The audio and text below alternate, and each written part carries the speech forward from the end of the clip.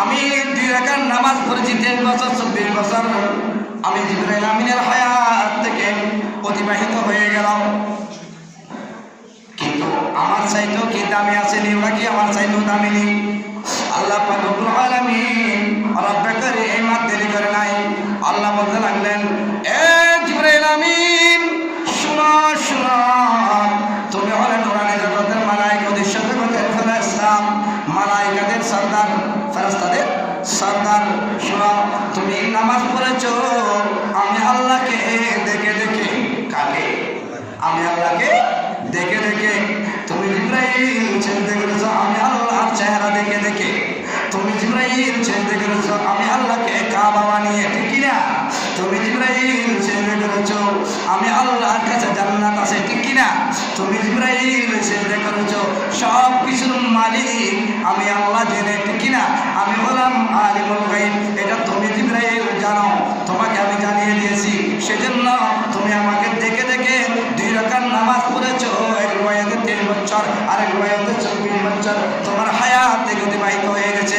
তোমার চাইতে দামি হলো আমার আখির জামানার নবীর আমির দুষ্ট হাবিবুল্লাহর গুনাহগার উম্মতিনী। কেন? কিভাবে এত দামি কিভাবে হবে? আল্লাহ পাক রব্বুল আলামিন বলতে লাগলেন, এ জিবরাইল তোমার চাইতে দামির জন্য আমি আল্লাহকে দেখবে না। আমরা আল্লাহকে দেখছি কোনদিন? শুনেছি আল্লাহ দেখা গেছে। আল্লাহ হলো নিরাকার, আমরা আল্লাহকে একাত্মতা বিশ্বাস করি। আল্লাহ বলেন কুল হুয়াল্লাহু আহাদ, আল্লাহ এক, আল্লাহর সাথে কোনো শরীক নেই। আছে? লা শারীকা লাহু, আছে? আল্লাহর সাথে কোনো শরীক নেই। কুল হুয়াল্লাহু আহাদ আল্লাহুস সামাদ, আল্লাহ এক, আল্লাহর সাথে কোনো শরীক নেই। ও জিবরাইল তুমি আমাকে দেখে দেখে 2 রাকাত নামাজের নিয়ত করে 24 বছর 23 বছর তোমার হায়াত অতিবাহিত করে দিয়েছো। আর আমার গুনাহগার বান্দা বান্দিনী জমিনের মধ্যে সিজদা করবে, আমি আল্লাহকে দেখবে না, আমার বন্ধু হাবিবকে দেখবে না, আমার বন্ধু সাহাবায়ে কেরামকে দেখবে না, একমাত্র শুধু দেখবে আসমানের নুজুম, জমিনের নুজুম হলো আমার বন্ধু, আমি আল্লাহর বন্ধু ওলিয়ে কেরামরা। আমরা আল্লাহর নবীকে ছাড়া আর কাউকে দেখার সময় হয়েছে? কারো হয়েছে? সাহাবায়ে কেরাম দেখেছেন? নবী রাসূল দেখেছেন? দেখেন নাই। শহীদগণ দেখেছেন? দেখেন। দেখছি কাকে? আল্লাহর নবী। সেজন্য এখানে ইসলাম, নবী রাসূল বাংলার জমিন ইসলাম আনেন নাই, ইসলাম এনেছে কে? আল্লাহর বন্ধু ওলিয়ে কেরামরা। সেজন্য আল্লাহ বলেছেন বিসমিল্লাহির রহমানির রহিম, ফালা উকসিমু বিমাওয়াকিন নুজুম। অর্থাৎ আল্লাহ বলেন আমি ওই নুজুমের শপথ খাচ্ছি।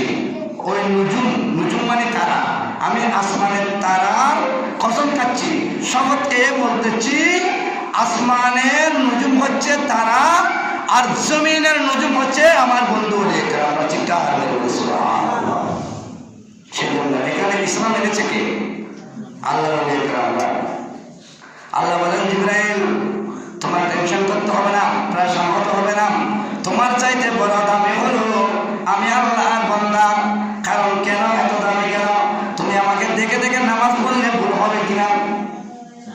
কেউ কাউকে যদি দেখে দেখে যদি কথা বলে, দেখে দেখে যদি বলে, এটা ভুল হওয়ার সম্ভাবনা আছে? নেই। দেখে দেখে বললে কি ভুল হয়? হবে না, খুশি। আর যদি না দেখে তাহলে ভুল হওয়ার সম্ভাবনা আছে কিনা? আছে।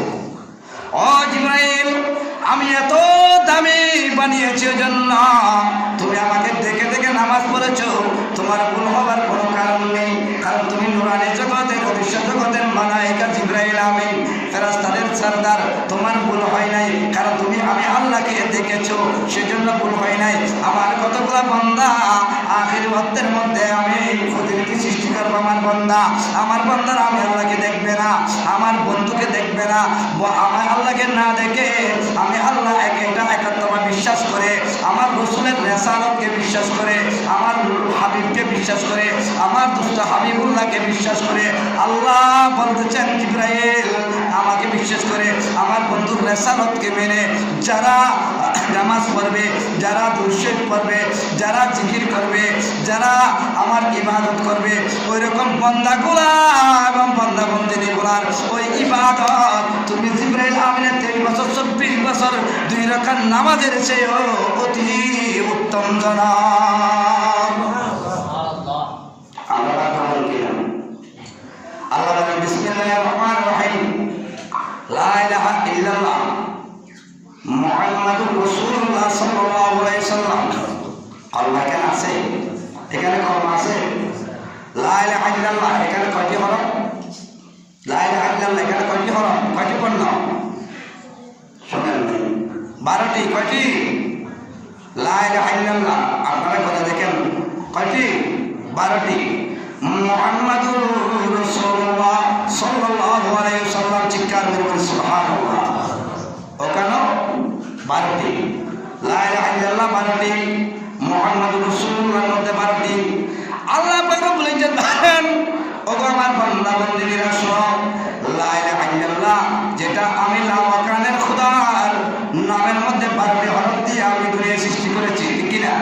আমার বন্ধু হাবিবুল্লাহ জনাবে মুস্তাফা মুহাম্মদুর রাসূলুল্লাহ সাল্লাল্লাহু আলাইহি ওয়াসাল্লামের নামের মধ্যে 12টি হরফ লাগিয়ে দিয়েছি। সুবহানাল্লাহ। আল্লাহর নাম তো 12, আল্লাহর বন্ধু হাবিবুল্লাহ নবীর নাম তো 12, 12 দুগুণ 24।